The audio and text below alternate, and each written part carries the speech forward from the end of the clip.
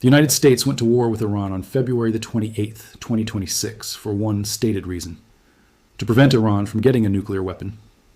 At his State of the Union address on February 24th, 2026, 4 days before the first missile left the first aircraft, President Trump told the American people that Iran had restarted its nuclear program and was developing missiles capable of striking the United States. Wikipedia. 4 days later, 900 strikes in 12 hours. Supreme Leader Ali Khamenei dead in the opening hours. The Strait of Hormuz closed. The Middle East on fire across 9 countries simultaneously. And the nuclear program?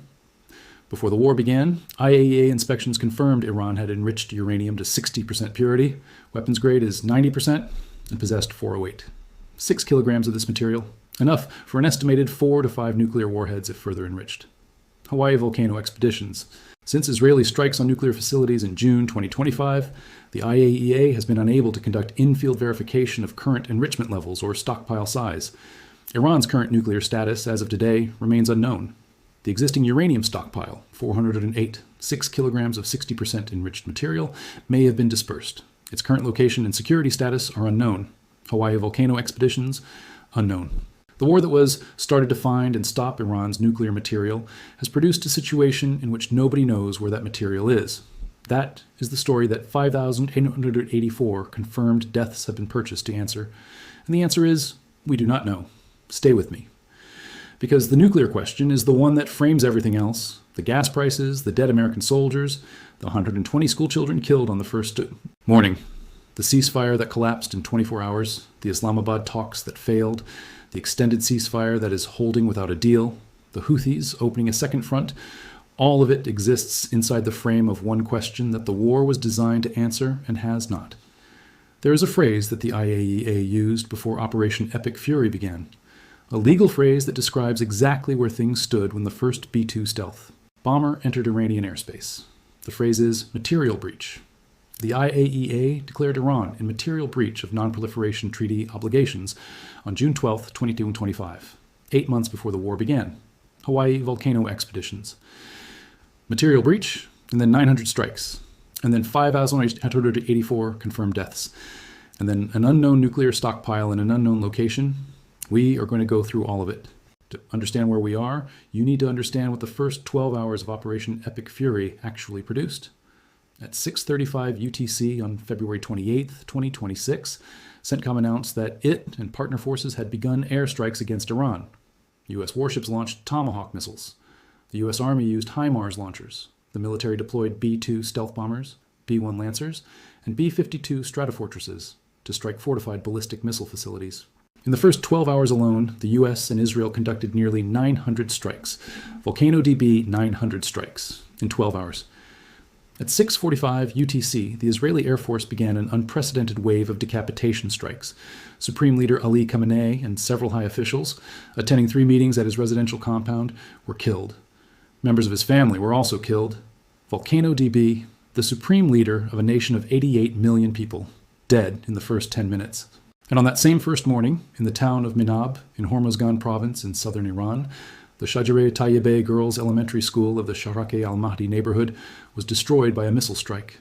The roof of the school collapsed on students. 156 civilians were killed, including 120 schoolchildren. Hawaii Tribune Herald, 120 schoolchildren. On the first morning, in the first hours, multiple independent investigations concluded that the United States was responsible for the strike. Sources involved with the U.S. military's internal investigation corroborated that the strike was likely perpetrated by the U.S., despite the investigation not yet having reached a final conclusion. As of the April ceasefire, the Minab school strike remains the deadliest single strike in terms of civilian casualties in the ongoing war. Hawaii Tribune Herald, the internal investigation has not reached a final conclusion. The children have been buried. The war has continued. Here is what 63 days of war has produced across every measurable dimension. As of April 7th, human rights activists in Iran documented 3,136 deaths in Iran, 701 civilians, 221 military personnel, and 714 unclassified. HRANA states explicitly that military casualties are significantly higher than reported figures, as confirmations depend on government data obscured due to the sensitive nature of military information. Hawaii Tribune Herald. As of April 27th, at least 2,121 people have been killed and 804 wounded in Lebanon by Israeli strikes in the parallel 2026 Lebanon war. Internal Hezbollah sources report over 1,000 fighters killed. The IDF claims 100. Hawaii Tribune Herald. 13 U.S. service members have been killed and 381 wounded as of April 8th, according to U.S. Central Command. 344 of the injured have returned to duty. The Department of Defense has added the war on Iran to its Defense Casualty Analysis System, the database that has cataloged combat casualties since World War I. USGS 13, American dead, 381, American wounded named, documented, in a database that goes back to 1917. The U.S. military has conducted more than 13,000 strikes and destroyed at least 155 Iranian vessels. USGS. The United States lost 39 aircraft in 39 days of sustained combat operations, with another 10 damaged. Drone losses accounted for more than 60% of total attrition, up to 24 USAF MQ-9 Reaper drones destroyed. 5 fighter aircraft were downed, 4 F-15E Strike Eagles, and 1 A-10 Warthog. An F-35A was hit over Iranian airspace, the first known combat damage to a fifth-generation fighter in history. But the pilot made an emergency landing. Florida Department of Agriculture and Consumer Services. The first F-35 ever hit in combat, in a war that most Americans learned about the morning after it started. The estimated cost to the U.S. taxpayer in the first 6 days alone was $11, $3 billion, confirmed by the Pentagon. Wildfire Explorer, $11, $3 billion in 6 days, before the Strait closed, before the jet fuel crisis, before Spirit Airlines filed for bailout. Here is the detail that should stop you cold. On the first day of the war, February 28th, a sports hall in Lamurde, Fars Province, was attacked by a 2-missile strike while a women's volleyball team was using the facility. At least 21 people were killed, including 4 children. 100 people were injured. While CENTCOM denied responsibility and accused Iran, investigations by the New York concluded that a United States precision strike missile was used in the attack. Hawaii Tribune Herald, a girls' elementary school.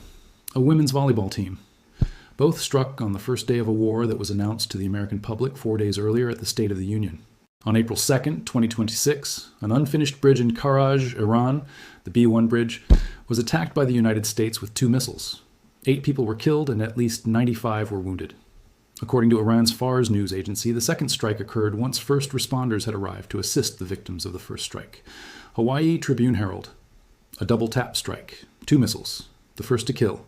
The second to kill the people who came to help. Photographs and videos of U.S.-manufactured landmines were posted on social media by Iranian state media. A Canadian independent journalist documented the landmines in Kafari. Witnesses described a 31-year-old father who was killed by one of the landmines after picking it up near his vehicle. The mines may have been deployed to prevent vehicles from accessing Shiraz South Missile Base, approximately 2 kilometers away. Hawaii Tribune Herald, a 31-year-old father, killed by an aeroballistic landmine scattered from an aircraft, near his vehicle, on a road he had driven before the war started. These are the events that have produced the casualty figures, not abstractions. These specific events, these specific strikes, these specific deaths, and the nuclear material those deaths were purchased to locate and contain, still unknown. Here is what is not making the front pages of American newspapers this week. This is not a U.S.-Iran war. It stopped being that on day 3. Iran has responded with over 90 missile and drone attacks against Israel and has struck energy infrastructure in Saudi Arabia, Qatar, Kuwait, Bahrain, and the UAE.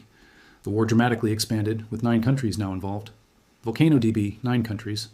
In a war that the United States launched against one, BAPCO, the Bahrain Petroleum Company, declared force majeure on oil exports after an Iranian attack hit its only refinery. Volcano DB, Bahrain's only refinery, gone, declared force majeure. The island nation that hosts the U.S. Navy's 5th Fleet, the naval headquarters for the entire Middle East theater, has lost its ability to export oil under contract because Iran struck the refinery that produces it. Qatar's state energy company Qatar Energy declared force majeure on its LNG contracts. Internal sources told Reuters that Qatar was shutting down its gas liquefaction operations because LNG tankers cannot leave the Gulf, and that restarting the process will take weeks once the strait reopens. USGS Russia was reported by the Iran War Live tracker to be sharing U.S. military positions with Tehran, providing Iranian forces with targeting intelligence on American operations in the region. Maui now Russia, sharing American military positions. With a country at war with the United States, the country whose invasion of Ukraine the United States has been funding for 4 years, sharing intelligence on American troops in the Persian Gulf. On March 28th, Yemen's Houthi movement, which had reached a ceasefire with the United States in 2025 relating to Red Sea shipping, attacks, launched missiles and drones toward Israel, and opened a new front in the expanding regional conflict. By late March, IRGC officials suggested Iran was pushing the Houthis to also block the Bab el-Mandeb Strait to disrupt Red Sea shipping and further strain global markets. USGS, the Bab el-Mandeb, the strait at the southern end of the Red Sea, the choke point that, if closed, simultaneously with Hormuz, would effectively cut off the shipping lanes connecting Europe to Asia on both ends. 2 maritime choke points, 1 war, 9 countries. Here is what is not making headlines.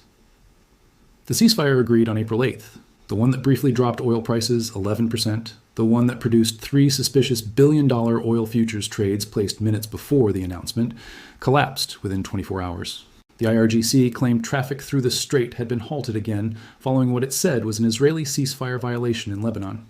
The ADNOC CEO stated publicly that Hormuz was not open. USGS, the Abu Dhabi National Oil Company CEO, telling the world the strait is not open, while the ceasefire is technically in effect. On April 12th, direct negotiations took place in Islamabad, Pakistan, between U.S. Vice President J.D. Vance and Iranian Parliament.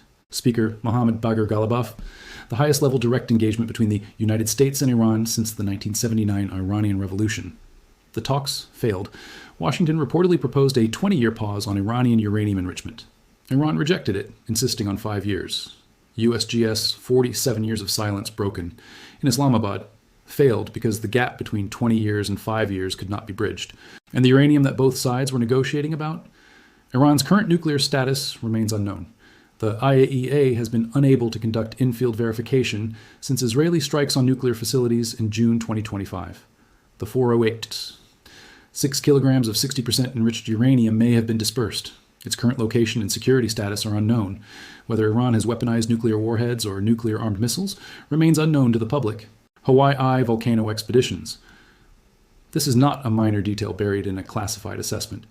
This is the stated reason the war was launched, and the stated reason the war was launched remains unresolved.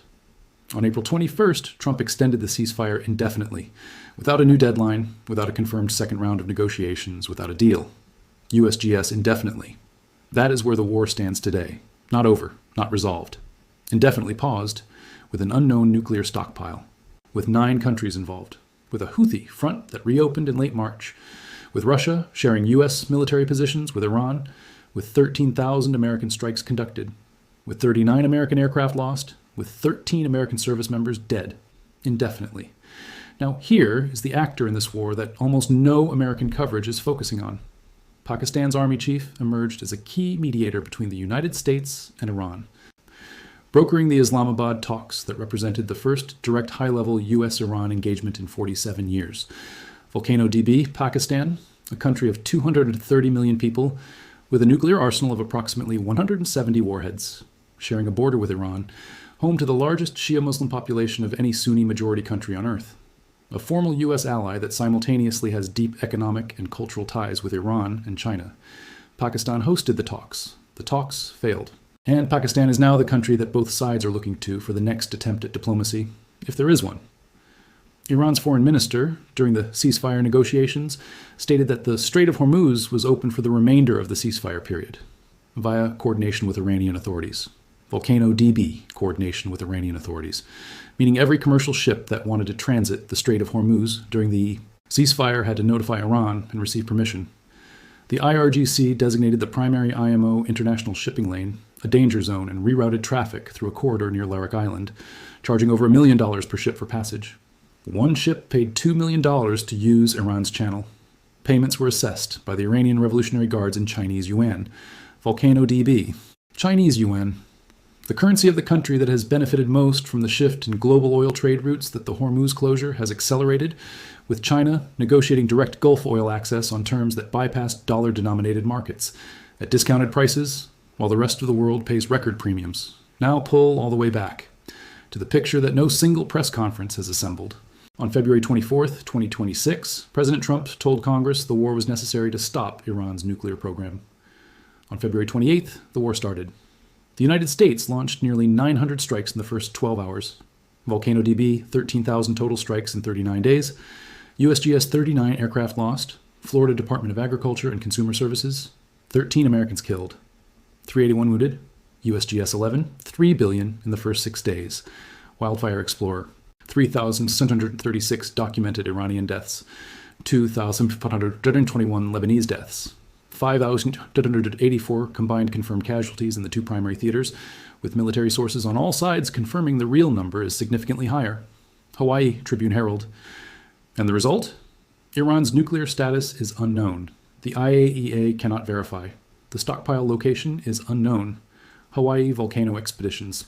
Yet new supreme leader, Mojtaba Khamenei, son of the man killed on day one, has been elected to replace his father.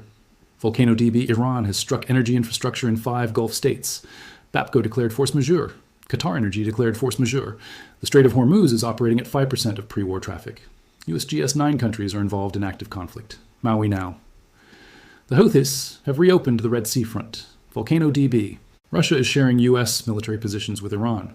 Hawaii volcano expeditions. The war that was supposed to stop Iran's nuclear program has, instead, killed the supreme leader, produced an unknown nuclear stockpile dispersal, closed the world's most important oil shipping lane, triggered the largest global fuel crisis in history, cost $11, $3 billion in its first 6 days, killed 5,184 people in its primary theaters, and expanded into a 9-country conflict with Houthi re-entry into the Red Sea corridor, and it is currently paused, indefinitely, without a deal, without nuclear verification, without a second round of talks confirmed. So ask yourself 3 questions. Before the war started, Iran possessed 408, 6 kilograms of 60% enriched uranium. The IAEA had confirmed this since Israeli strikes on Iran's nuclear facilities in June 2025, 8 months before. Operation Epic Fury.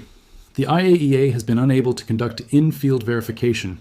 The material may have been dispersed. Its current location is unknown. The stated purpose of the war, preventing Iran from weaponizing that material, requires knowing where the material is. If 13,000 American strikes, 39 aircraft lost, and 13 American soldiers dead have produced a situation in which nobody knows where 408 kilograms of 60% enriched uranium is, what exactly has been accomplished? And who is responsible for answering that question publicly? Hawaii volcano expeditions. The Manab Girls Elementary School strike on February 28th killed 156 people, including 120 schoolchildren. Multiple independent investigations and U.S. military sources have corroborated that the strike was likely a U.S. responsibility. The internal investigation has not reached a final conclusion. The children have been buried for 63 days. The investigation is ongoing. If the United States government's internal investigation of a strike that killed 120 children on the first morning of a war it launched does not reach a final public conclusion, with named accountability, named decisions, named commanders, what precedent does that set for every strike in the 13,000 that followed? Hawaii Tribune Herald.